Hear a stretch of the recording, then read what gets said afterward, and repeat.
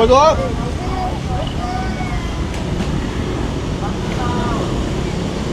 Bánh bao đây. Bánh bao nóng hổi thơm ngon đây. Bánh bao. Bánh bao đây. Bánh bao nóng hổi thơm ngon.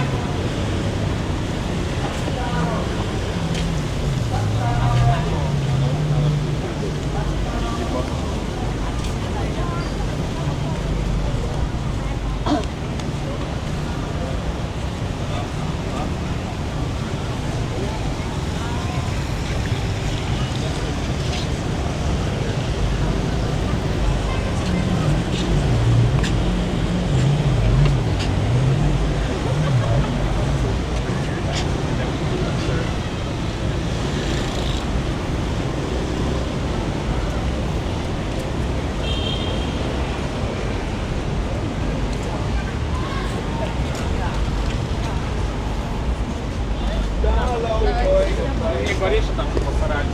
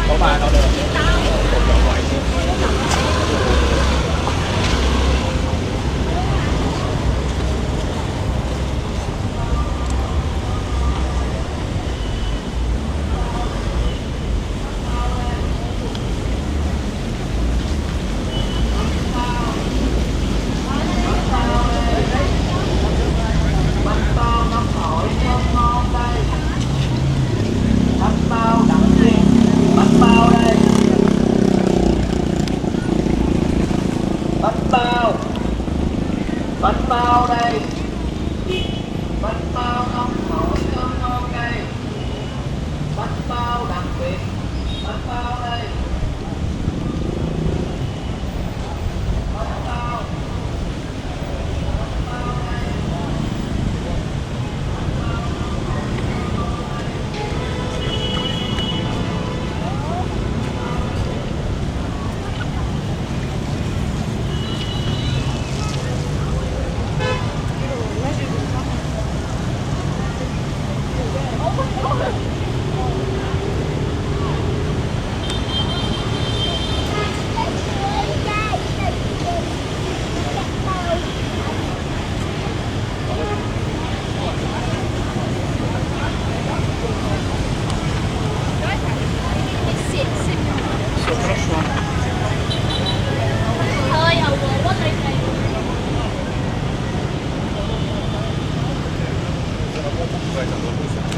Ну, чтобы сразу купил снег.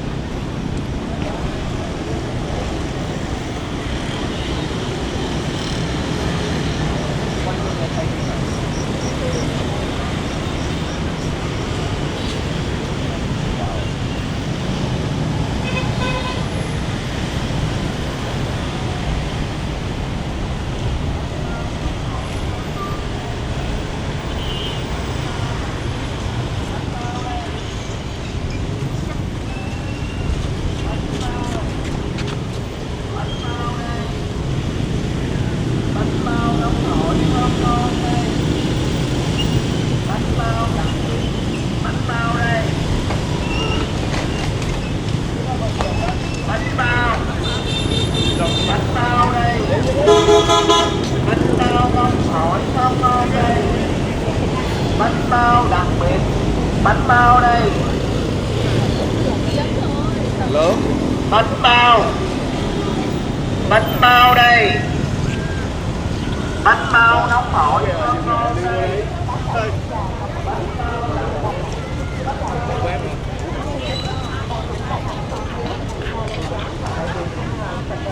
Vì vậy, du khách đến với bãi biển Đà Nẵng đều có tâm lý an tâm thoải mái.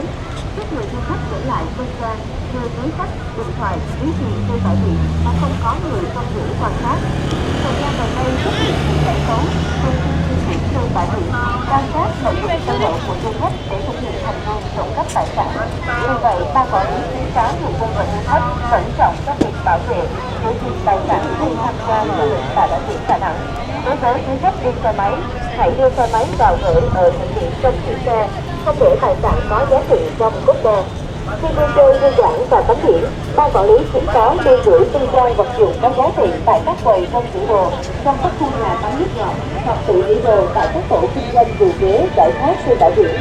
Nếu không sử dụng dịch vụ trong giữ đồ, người dân và du khách phải đảm bảo tài sản của mình đã được người thân trông giữ cẩn thận trước khi tắm biển hoặc khỏi kinh nghiệm.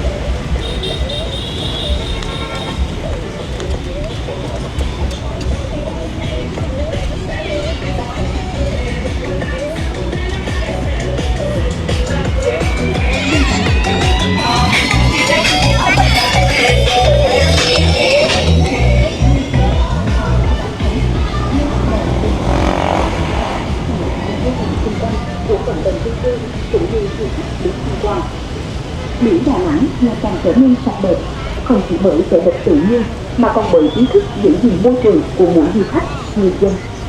Để cùng chung tay giữ gìn bãi biển ngày càng xanh sạch đẹp, cũng mong du khách cùng cả các từ bãi biển không để lại công việc và bánh bao ngọc hỏi cơm ngon đây.